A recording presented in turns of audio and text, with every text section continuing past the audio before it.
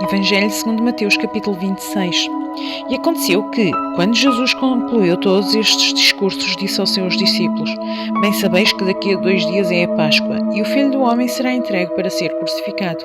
Então os principais sacerdotes e os escribas e os anciãos do povo reuniram-se na sala do sumo sacerdote, o qual se chama Caifás, e consultaram-se mutuamente para que com dolo prenderem Jesus e o matarem.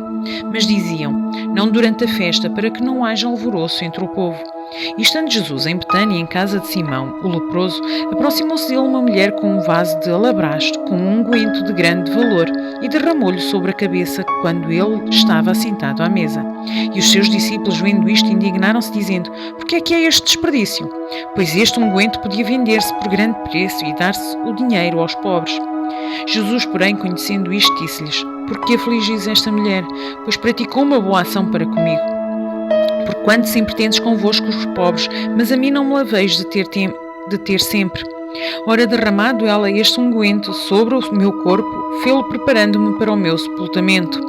Em verdade vos digo que, onde quer que este evangelho for pregado em todo o mundo, também será referido o que ela fez para memória sua. Então um dos 12, chamado Judas Iscariote, foi ter com os principais sacerdotes e disse: Que me quereis dar? Eu vos-lo entregarei? E eles lhe estipularam 30 moedas de prata. E desde então buscava oportunidade para o entregar. E no primeiro dia da festa dos pães ázimos, chegaram os discípulos a Jesus, dizendo-lhe: Onde queres que te façamos os preparativos para comeres a Páscoa? E ele disse: Ide à cidade a certo homem, e dizei: O mestre diz: O meu tempo está próximo. Em tua casa celebrarei a Páscoa com os meus discípulos. E os discípulos fizeram como Jesus lhes ordenara e prepararam a Páscoa. Chegada à tarde, assentou-se à mesa com os 12, e comendo ele, disse: Em verdade vos digo que um de vós me há de trair. E eles, entristecendo-se muito, começaram cada um a dizer-lhe: Porventura sou eu, Senhor? E ele respondendo disse: O que põe comigo a mão no prato, esse me há de trair. Em verdade o Filho do Homem vai, como acerca dele está escrito, mas ai daquele homem por quem o Filho do Homem é traído. Bom seria que esse homem, se não houvera nascido. E respondendo Judas, o que o traía, disse: Porventura sou eu, Rabi? Ele disse: Tu o disseste. E quando comiam, Jesus tomou o pão e abençoou, partiu e o deu aos seus discípulos e disse: Tomai, comei, isto é o meu corpo. E tomando o cálice e dando graças, deu-lhe, dizendo: Bebei dele todos, porque isto é o meu sangue, o sangue do Novo Testamento, que é derramado por muitos para a remissão dos pecados. E digo-vos que, desde agora, não beberei deste fruto da vide, até naquele dia em que o beba novo convosco no reino do meu Pai. E tendo cantado o hino, saíram para o Monte das Oliveiras. Então Jesus lhes disse: Todos vós, esta noite, vos escandalizareis em mim, porque está escrito: Ferirei o pastor e as ovelhas do rebanho se dispersarão. Mas depois de eu ressuscitar, irei adiante de vós para a Galileia. Mas Pedro, respondendo, disse-lhes: Ainda que todos se escandalizem em ti, eu nunca me escandalizarei. Disse-lhe Jesus: Em verdade te digo que, nesta mesma noite, antes que o galo cante, 3 vezes me negarás. Disse-lhe Pedro: Ainda que me seja mister morrer contigo, não te negarei. E todos os discípulos disseram o mesmo. Então chegou Jesus com eles a um lugar chamado Getsemane. E disse a seus discípulos: Assentai-vos aqui, enquanto vou além orar. E levando consigo Pedro e os 2 filhos de Zebedeu, começou a entristecer-se e a angustiar-se muito. Então lhes disse: A minha alma está cheia de tristeza até à morte. Ficai aqui e velai comigo. E indo um pouco mais para diante, prostrou-se sobre o seu rosto, orando e dizendo: Meu Pai, se é possível, passe de mim este cálice. Todavia, não sejas como eu quero, mas como tu queres.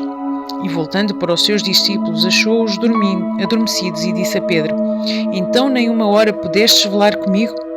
Vigiai e orai para que não entreis em tentação. Na verdade, o espírito está pronto, mas a carne é fraca.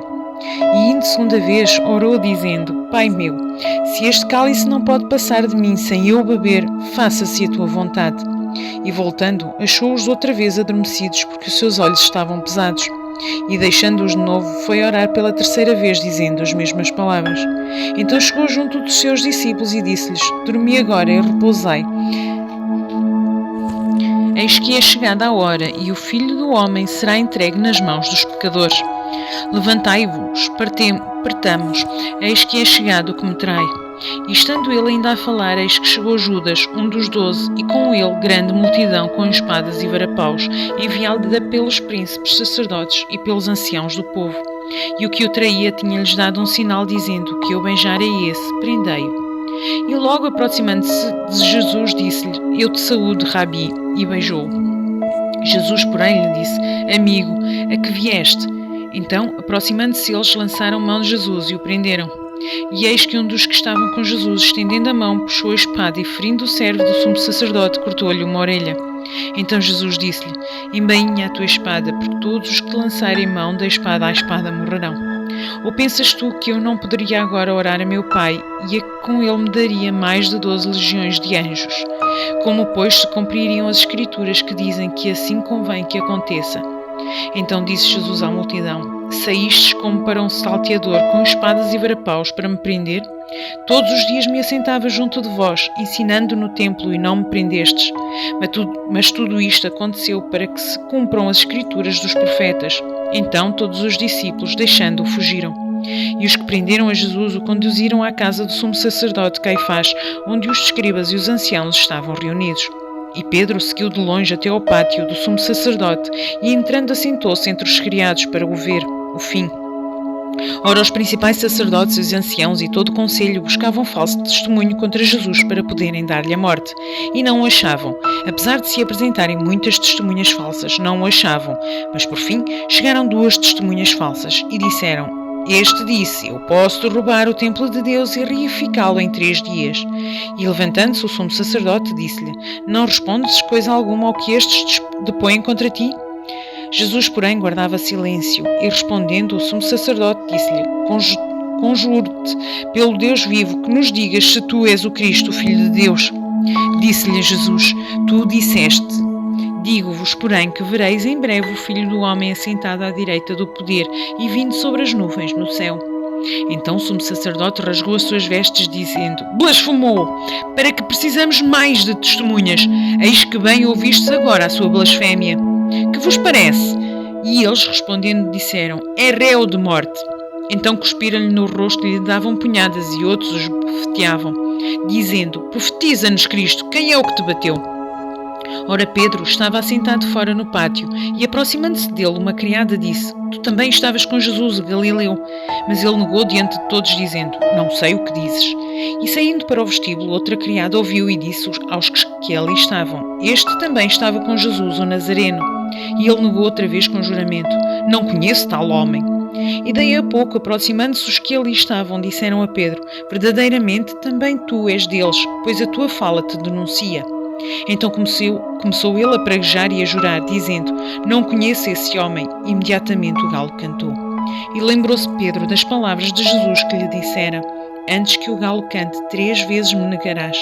E saindo dali, chorou amargamente.